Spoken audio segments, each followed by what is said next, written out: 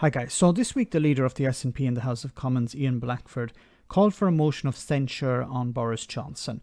During the debate he called the Prime Minister, and I quote, a liar.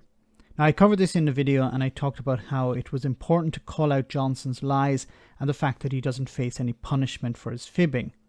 Well, it seems that it was okay to call the Prime Minister a liar, but you can only do it in a very limited and specific way. What am I talking about?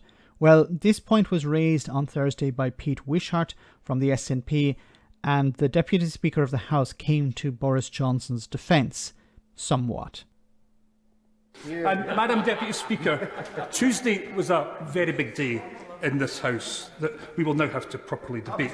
For probably the first time, the L word rang out loud and clear across this chamber. And if you're confused, this is the L word that rhymes with mire or fire. You, Madam Deputy Speaker, ruled that in the context of the debate on the conduct of the Prime Minister, it could be used, possibly, because no other word could be found as an appropriate replacement or substitute. The public's outrage at the conduct of the Prime Minister just goes on, and we have to be able to debate this in the proper context and use the words that are right and appropriate for the behaviour that it's displayed. And today, of course, it's the Leader of the House that's all over the headlines, as he emerges as the latest government minister to be investigated because of his outside interest. £6 million. I never knew he was so loaded. He could buy 2 peerages in the House of Lords with that money. So we have to debate. We have to debate the Standards Committee debate. Will he now pledge to recuse himself? Order. Okay, before she gets to... there's some interesting things here. Yes, Jacob Rees-Mogg could buy 2 peerages in the House of Lords. 3 million each. But also the point that, you know, there was no other description for Boris Johnson than liar.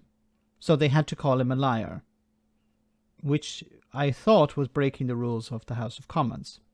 Order.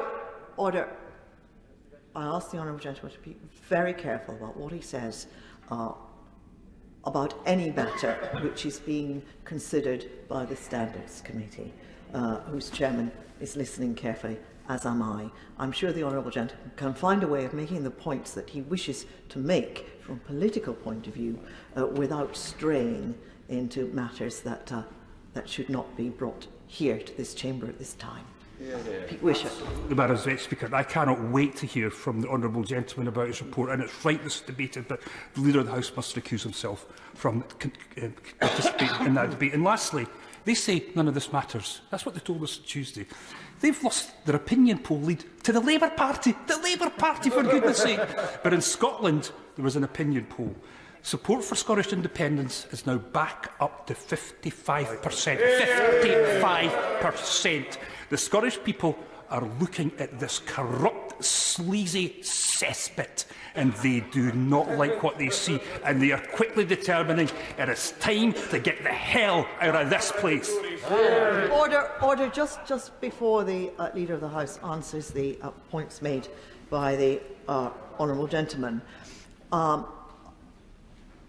I feel it incumbent upon me to clarify that the honourable gentleman is absolutely right in what he said about my ruling about what the leader of the SNP, the Right Honourable Gentleman for Ross Skye and Lochaber, was permitted to say in this chamber during the Opposition Day debate earlier this week. I must make it absolutely clear to the House, because I don't think this has been widely understood, that that was very specifically in the context of the debate being on a censure motion about a particular person. And the use of any word that implies that a member of this House has not told the truth is only allowed in that very narrow context. This is not to be taken as a general ruling that these words can be used. And there are, of course, always polite and moderate ways of making points, and that's how they should be made here in this chamber. Now, she's either clarifying or she's backpedaling. Now, it could be true that she's clarifying. She's saying, look, you can use this language. You can call Boris Johnson a liar, or you can call anyone a liar if it's within this limited circumstance. But the problem, there's a huge but here. But if Ian Blackford had said something that was untrue, then he would be expected to retract that statement. But he was not asked to retract the statement. He was not called before Parliament to take it back, in a sense. So that means that whether the statement was either true or it was false, because if it was false, then he would be expected to retract it. But he didn't. He wasn't expected to. So you can call Boris Johnson a liar, but in a very limited and specific way, which just demonstrates once again what a sham the rules are. It's true, either Boris Johnson is a liar or he's not. Now, I have no problem with members of Parliament calling each other liars, as long as there's evidence to back it up. You know, it's quite easy in Boris Johnson's case. You just open a newspaper pretty much on any page and you'll probably find a lie that Boris Johnson has spewed to the public. There's ample evidence of Boris Johnson's lying, and he needs to be called out on it, because obviously he's not been requested to come back to Parliament to correct the record, to retract a statement. No, he's not expected to do that. Why not? So I think it could be a case of the deputy speaker, allowed Ian Blackford to break the rules somewhat, because there would have been a backlash against her. If she had attempted to correct Ian Blackford and say, look, you're not allowed to call the Prime Minister a liar, even though we all know it is. The dogs in the street know that he's a liar. In that particular context, I think she perhaps let it go and then said after to herself, damn it, I need to do something about this. I need to stop this from getting out of control. So she limited it to, yes, you can call Boris Johnson a liar, but only in a limited and specific way. Only, during a motion of censure. But you can't call him a liar during PMQs or business questions or anything like that. And I think that's her defense here.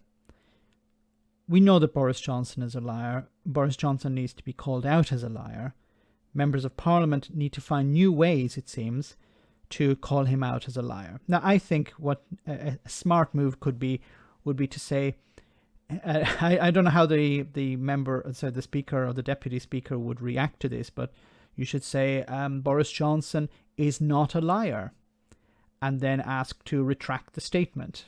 You could try something now. Or Boris Johnson always tells the truth. Not Boris Johnson, but the Prime Minister always tells the truth. Can I please retract the statement because I have misled the House? Could you do something like that?